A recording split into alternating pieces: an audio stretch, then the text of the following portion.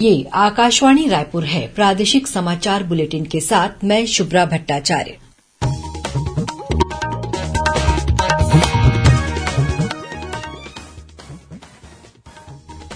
और अब पेश है आज के मुख्य समाचार। प्रदेश में त्रिस्तरीय पंचायतों के रिक्त पदों पर उपचुनाव के लिए कल 3 जून से नामांकन भरे जाएंगे। आजादी के अमृत महोत्सव के तहत केंद्रीय युवा मामले और खेल मंत्रालय द्वारा कल 3 जून को पूरे देश में विश्व साइकिल दिवस का आयोजन किया जाएगा। केंद्र सरकार द्वारा असंगठित क्षेत्र के श्रमिकों के लिए संचालित योजनाओं की जानकारी देने के लिए आज रायपुर में लगाई गई श्रमिक चौपाल और 4 जून शनिवार को केंद्रीय मंत्री स्मृति ईरानी और किरेन रिजिजू रायपुर प्रवास पर आएंगे। विभिन्न कार्यक्रमों में होंगे शामिल।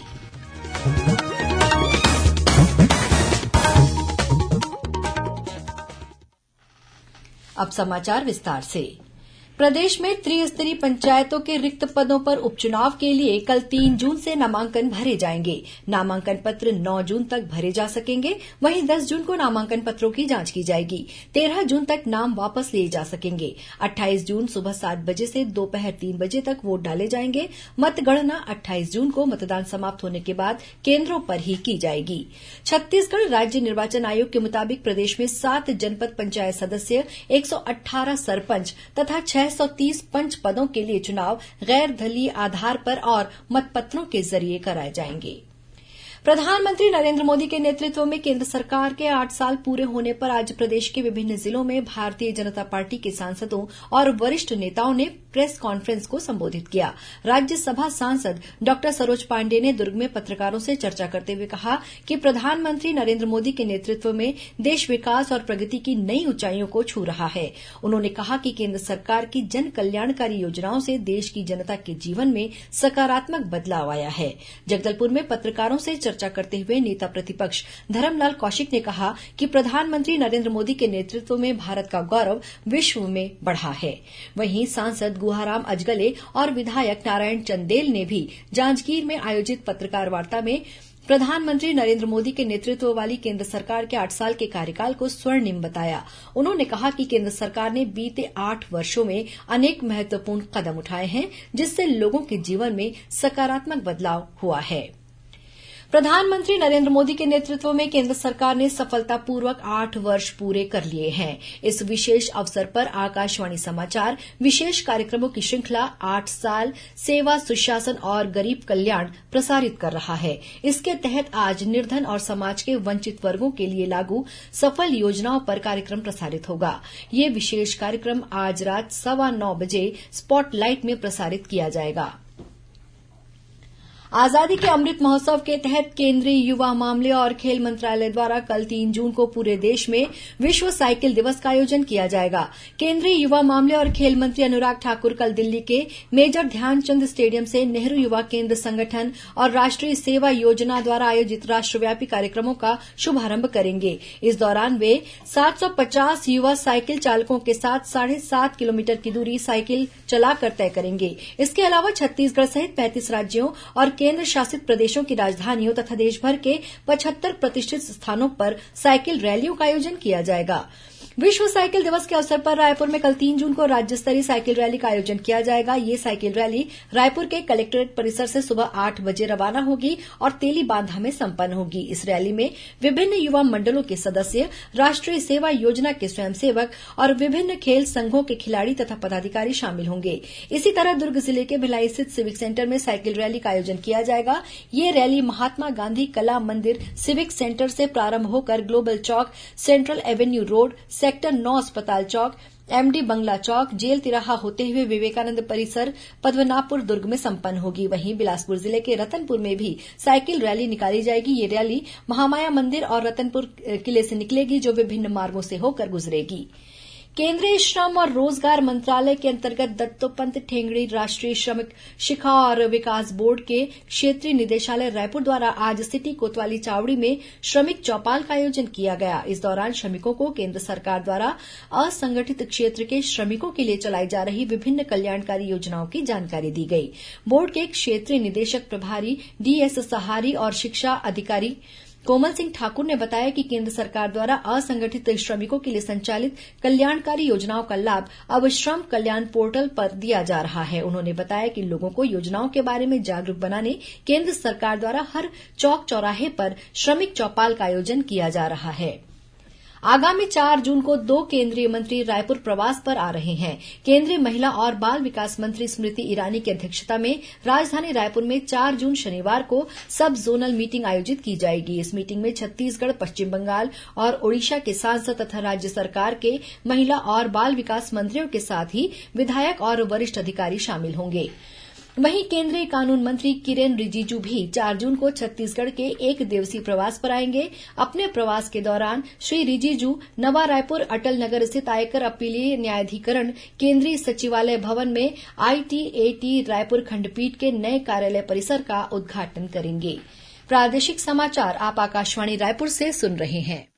छत्तीसगढ़ की खबरों से है आपका वास्ता और खबरों की विश्वसनीयता से है हमारा वास्ता। आकाशवाणी समाचार रायपुर के प्रादेशिक समाचार बुलेटिन के साथ ही हमारे समसामयिक कार्यक्रम आप रेडियो के अलावा अपने मोबाइल पर भी सुन सकते हैं। आकाशवाणी समाचार फेसबुक, ट्विटर और यूट्यूब पर भी उपलब्ध है। हमारा Facebook page Chhattisgarh news on AIR, Twitter handle CGAIR news और हमारा यूट्यूब चैनल है छत्तीसगढ़ AIR न्यूज। तो अब रेडियो के साथ ही आपके मोबाइल के जरिए भी हम पहुंच रहे हैं आप तक। छत्तीसगढ़ की हर खबर के लिए सुनते रहिए आकाशवाणी समाचार।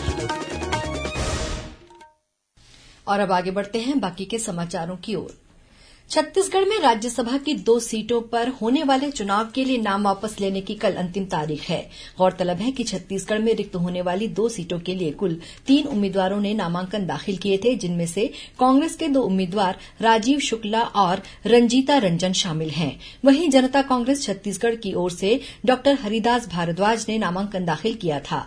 नामांकन पत्रों की जांच के बाद डॉ भारद्वाज का नामांकन रद्द कर दिया गया है। अब कांग्रेस के 2 उम्मीदवार ही मैदान में हैं, जिनका निर्विरोध चुना जाना लगभग तय है। प्रदेश में स्कूल शिक्षा विभाग के राज्य स्तरीय अधिकारियों द्वारा 16 जून से 15 जुलाई तक जिले की शैक्षणिक संस्थाओं का आकस्मिक निरीक्षण और मॉनिटरिंग की जाएगी। निरीक्षण के बाद निर्धारित समय सीमा के भीतर अधिकारी अपना प्रतिवेदन भी प्रस्तुत करेंगे। स्कूल शिक्षा सचिव डॉ एस भारतीदासन ने नए शैक्षणिक सत्र में शिक्षकों और विद्यार्थियों की उपस्थिति पर विशेष ध्यान देने के निर्देश दिए हैं। उन्होंने विभाग में संचालित विभिन्न योजनाओं का क्रियान्वयन सुनिश्चित करने को भी कहा है। निर्देश के मुताबिक सभी अधिकारी 15 जून से 15 जुलाई तक आकस्मिक निरीक्षण के दौरान शिक्षकों, कर्मचारियों और विद्यार्थियों की 100% उपस्थिति का परीक्षण करेंगे। अनुपस्थित पाए जाने वाले शिक्षकों के खिलाफ नियमानुसार अनुशासनात्मक कार्रवाई की जाएगी। रायपुर, बस्तर, कोरापुट और बस्तर परिवहन संघ के बीच चल रहा विवाद समाप्त हो गया है। दोनों संघों ने एक दूसरे को लदान उपलब्ध कराने के लिए करार कर लिया है। परिवहन मंत्री मोहम्मद अकबर ने दोनों संघों के पदाधिकारियों को सामंजस्य बनाकर शांतिपूर्ण ढंग से अपना व्यवसाय करने की सलाह दी है। बैठक में दोनों संघों के बीच ये सहमति जताई गई कि एक दूसरे को लदान उपलब्ध कराया जाएगा। बिना पर्ची या बारी के वाहन भरने वाले ट्रांसपोर्टर को ब्लैक लिस्ट करने के साथ जुर्माने की कार्रवाई भी की जाएगी। आपसी प्रतिस्पर्धा के वाद विवाद से बचा जाएगा और कानून तथा समझौते का पालन किया जाएगा। विवाद की स्थिति में संयुक्त परिवहन आयुक्त की अध्यक्षता में समाधान निकाला जाएगा। छत्तीसगढ़ राज्य हज कमेटी द्वारा रायपुर संभाग तथा धमतरी और कांकेर जिलों से हज पर जाने वाले यात्रियों के लिए 1 दिवसीय हज प्रशिक्षण कार्यक्रम का आयोजन किया गया। इसमें हज यात्रियों को यात्रा के सभी अरकानों के साथ साथ प्रशासनिक व्यवस्थाओं, आपदा प्रबंधन, स्वास्थ्य और हज के दौरान बरती जाने वाली विशेष सावधानियां तथा सऊदी सरकार के नियम कानूनों के संबंध में प्रशिक्षण दिया गया। राष्ट्रीय मेडिकल प्रवेश परीक्षा स्नातकोत्तर नीट पीजी 2022 के परिणाम घोषित कर दिए गए हैं। इस बार राष्ट्रीय आयुर्विज्ञान परीक्षा बोर्ड ने रिकॉर्ड 10 दिन में रिजल्ट जारी किए हैं। वेबसाइट पर परीक्षा परिणाम देखे जा सकते हैं। ये परीक्षा पिछले महीने की 21 तारीख को हुई थी। बालोद जिले के स्व सहायता समूह के 100% सदस्यों के लिए वित्तीय साक्षरता और जागरूकता अभियान चलाया जा रहा है। भारतीय रिजर्व बैंक रायपुर की क्षेत्रीय निदेशक रीना अजीत ने इस अभियान का उद्घाटन किया। वित्तीय साक्षरता और जागरूकता अभियान के लिए छत्तीसगढ़ के बालोद जिले का चयन किया गया है। भारतीय रिजर्व बैंक द्वारा बालोद जिले को पूर्णतः डिजिटल भुगतान में सक्षम बनाने के लिए चुना गया है। सभी बैंकों ने लगभग 90% सफलता प्राप्त कर ली है। इस अभियान के अंतर्गत अगले 6 महीने में जिले में कार्यरत अग्रणी जिला प्रबंधक नाबार्ड और बैंकों के अधिकारी डॉन्डी लोहारा स्थित वित्तीय साक्षरता केंद्र तथा NRLM के प्रतिनिधियों द्वारा कार्यक्रम आयोजित कर स्व सहायता समूहों के सदस्यों को वित्तीय साक्षरता और जागरूकता प्रदान की जाएगी। और अब कुछ खबरें संक्षेप में। राष्ट्रीय पुरस्कार प्राप्त छत्तीसगढ़ी फिल्म भूलन द मेज को छत्तीसगढ़ सरकार ने टैक्स फ्री कर दिया है। मुख्यमंत्री भूपेश बघेल ने फिल्म देखने के बाद भूलन द मेज को टैक्स फ्री किए जाने की घोषणा की। भिलाई इस्पात संयंत्र के ब्लास्ट फर्नेस 7 में हुए हादसे के बाद बीएसपी प्रबंधन ने डीजीएम मैकेनिकल KSNR रमेश को निलंबित कर दिया है। वहीं इस घटना में मृत श्रमिक की पत्नी को अनुकंपा नियुक्ति पत्र सौंपा गया है। छत्तीसगढ़ व्यावसायिक परीक्षा मंडल द्वारा PAT और PVPT की परीक्षा 5 जून को आयोजित की जाएगी। कांकेर जिले के कोयलीबेड़ा में हुड़तरई समिति का रखा 738 बोरा तेंदुपत्ता आग लगने से जलकर राख हो गया। जशपुर जिले में कुनकुरी पुलिस ने नौकरी दिलाने के नाम पर 30 लाख रुपए की ठगी करने के मामले में 3 आरोपियों को गिरफ्तार किया है। रायगढ़ जिले में पुसौर पुलिस ने मोटरसाइकिल की चोरी के मामले में एक आरोपी को गिरफ्तार किया है। इसके पास से चोरी की गई 20 मोटरसाइकिलें बरामद की गई हैं। कोंडागांव जिले में संचालित एकलव्य आदर्श आवासीय विद्यालय गोलावंड, बेड़मा, चिचारी, सामपुर और कोरगांव में शिक्षकों की नियुक्ति के लिए 8 जून को साक्षात्कार का आयोजन किया जाएगा। और कोंडागांव जिले में बेड़मा गांव के पास ट्रक और कार के बीच हुई टक्कर में 7 लोग घायल हो गए हैं, जिन्हें इलाज के लिए अस्पताल में भर्ती कराया गया है। अंत में मुख्य समाचार एक बार फिर। प्रदेश में त्रिस्तरीय पंचायतों के रिक्त पदों पर उपचुनाव के लिए कल 3 जून से नामांकन भरे जाएंगे। आजादी के अमृत महोत्सव के तहत केंद्रीय युवा मामले और खेल मंत्रालय द्वारा कल 3 जून को पूरे देश में विश्व साइकिल दिवस का आयोजन किया जाएगा। केंद्र सरकार द्वारा असंगठित क्षेत्र के श्रमिकों के लिए संचालित योजनाओं की जानकारी देने के लिए आज रायपुर में लगाई गई श्रमिक चौपाल। और 4 जून शनिवार को केंद्रीय मंत्री स्मृति ईरानी और किरेन रिजिजू रायपुर प्रवास पर आएंगे। विभिन्न कार्यक्रमों में होंगे शामिल। इसी के साथ प्रादेशिक समाचार बुलेटिन समाप्त हुआ। नमस्कार।